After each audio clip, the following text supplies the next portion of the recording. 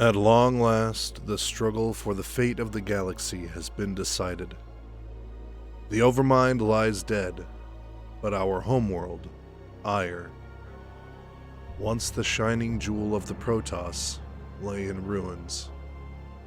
The cities reduced to rubble, its people ravaged by the Zerg, and the Conclave, once the governing body of the planet, slain by our hands during the brief yet bloody Third Protoss Civil War. And yet, it is the loss of Executor Tassadar which weighs heaviest on our people. Trained in the ways of both the Khala and the Dark Templar, he was a spirit that had not been known to the Protoss for generations. And now, after his heroic sacrifice, has passed into the pages of history. Were it not for his ability to channel his unique combination of Protoss energies into the hull of his ship, the Gantrathor, was the Executor able to deliver a fatal blow to the monstrous Overmind. The Protoss, along with all races of the Caprilu sector, owe him a tremendous debt. With the Overmind's defeat, we have successfully decapitated the head from the Zerg swarm, but doing so has only paved the way for another crisis. The remaining hive clusters in the galaxy have begun running amok. Without the psionic guidance of the Overmind directing their movements with purpose and precision, they have now become feral. They live now only to consume and destroy, and if left unchecked, will no doubt lay waste to every planet they come across. Curiously, the surviving Cerebrates within the swarm have vanished without a trace, having found new autonomy after their release from the Overmind's control.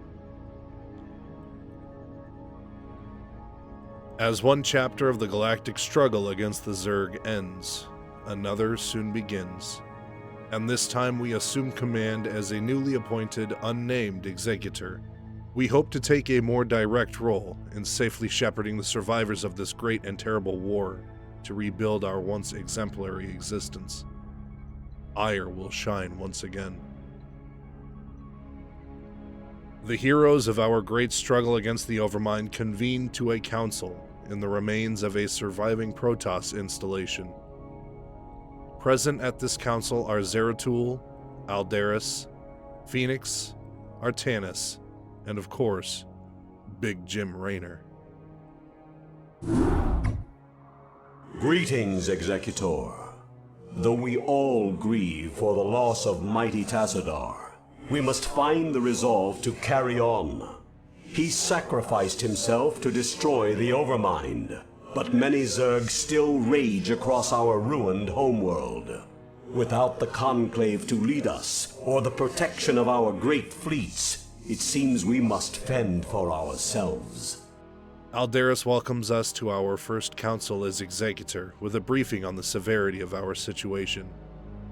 Aldaris, being accustomed to the stability once provided by the Conclave's rule, is at a loss on how to ensure the survival of our people.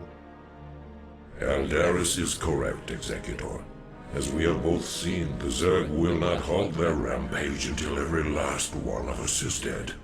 I suggest that we retreat to our last functional warp gate and travel to where the Zerg cannot follow us. Zeratul, not one to mince words, proposes abandoning Aiur altogether. Insurmountable numbers of Zerg still remain on the planet's surface, and trying to get rid of them would be a fool's errand. With all due respect, Zeratul, the Protoss do not run from their enemies. Aiur is our homeworld. It is here that we shall make our stand. Aldaris is unpleased with the idea and Zeratul's callous disrespect. He insists that now is the time for a full attack against the feral Zerg to take back Aiur for the Protoss. Just as your Conclave did. They are dead now, Aldaris. Dead because they allowed their pride to blind their reason. Only if we learn from their mistakes can we live to avenge them. Zeratul reminds Aldaris that the Conclave stood their ground, and paid for that imbecility with their lives. Of course, he forgets to mention that their death was mainly at the hands of Tassadar himself and the Dark Templar under his command. Now, Executor, I know of a place where we can find solace. It is Shakuras, the secret homeworld of my people, the Dark Templar. Rather than staying and fighting, he argues, the survivors should instead make refuge at the Dark Templar's shadowed homeworld of Shakuras. But would the Dark Templar shelter the Kali survivors in peace? Aldaris is not convinced, believing that the Dark Templar would persecute them as tyrants. Your people. We would be seen as tyrants to them.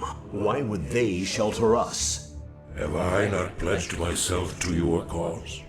Not all beings are as unforgiving as your lamented conclave, Aldaris. You are right, of course. Zeratul remains steadfast, and reassures him that just as he has committed himself to the safeguarding of Aiur's people, so too would the other Dark Templar accept them in their time of need.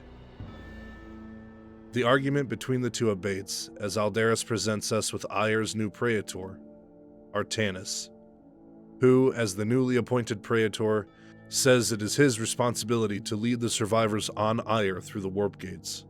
Executor, Zeratul shall find us passage to the warp gate. After the gate has been secured, Phoenix and the new Praetor Artanis shall lead our surviving brethren to Shakuras. Executor, I am Artanis. Though I have only recently been appointed Praetor, you can trust that I will uphold the honor and traditions of the Templar. We shall see. The council then concludes with Jim Raynor requesting the right to join our company, a request which is accepted with grace. Hey boys, mind if we tag along? I figure heading anywhere has got to be better than staying here with the Zerg. Commander Raynor, as ever, your assistance is appreciated. We would be honored if you joined us. Zeratul leads a party of warriors away from the base, while we canvass the devastation left in the wake of our recent battles. After we discover a splatter of Zerg creeping across the ground, we follow its trail back to a Nidus canal, which is steadily vomiting reinforcements into the area. We should destroy these Nidus canals so as to stem the flow of Zerg reinforcements through them. Zeratul says to destroy any Nidus canals we come across. We do not know where they are connected, but the survivors trying to make their way to the warp gate are far safer with the canals destroyed. Your warriors have engaged the enemy. Do this for While we push our way through, a group of rogue overlords dispel Zeratul's invisibility for a few brief moments, revealing him to the enemy units and leaving him vulnerable to potential damage. Scourges screech across the skies overhead, bloodthirsty for any airborne foe to detonate themselves on. We press southward and find a pair of invigorated zealots sprinting towards a massive brawl. So be it. Tantaro Adun! There is no time to waste! We must join our brethren in battle! The enemy. At least a dozen other zealots are locked in a desperate melee against a horde of Zerglings and Hydralisks, with several Nidus canals bolstering their forces. Zeratul flanks a group of Hydralisks while making his way towards the Nidus canals.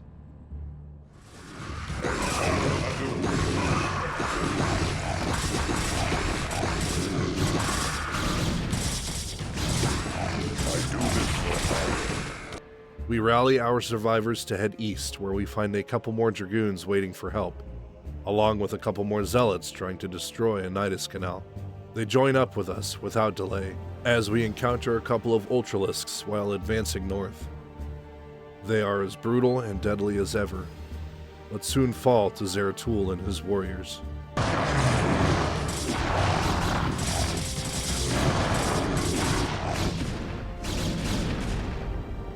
Another Ultralisk soon crosses our path, but this one is being assaulted on all sides by a squad of courageous zealots.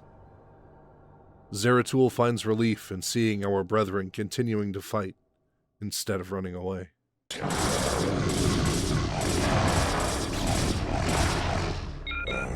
It is good to see more of our brethren on the battlefield.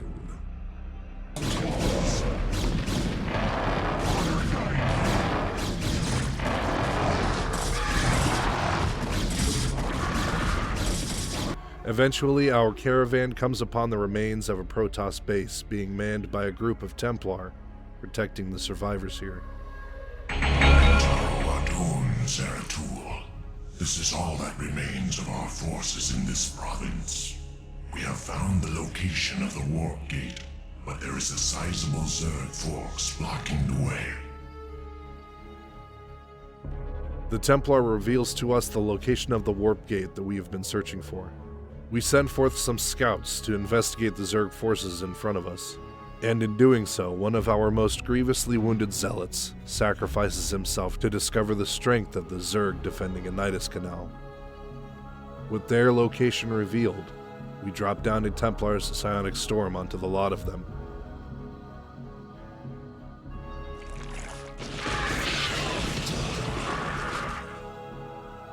Eliminating half their number in one fell swoop. Our remaining forces blitz the gate, butchering all Zerg that cross their path.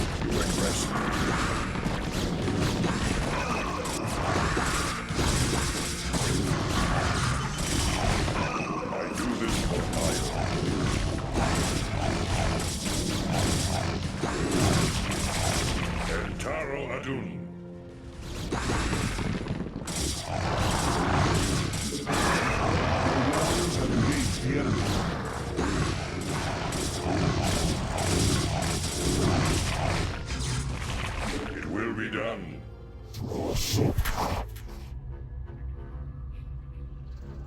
Executive, I have located the warp gate. We must hurry and evacuate the Kali survivors before the Zerg return. Upon their arrival at the gate, this tenuous base is soon besieged by a massive wave of Zerg. Raynor and Phoenix soon arrive via shuttle to usher the survivors through the warp gate. Just worry about getting your people through the gate, Executor. Phoenix and I will hang back and protect our flank until everyone is through. Side note, this is the only mission in Brood War where you can have and control invincible heroes, as both Raynor and Phoenix have no health bars and can be completely controlled in this brief moment. Through their heroism, several of our troops and the surviving refugees make it through the warp gate alive, while the Zerg swarm continues to overrun the area. Hopefully, the embrace of Shakuras will keep us safe.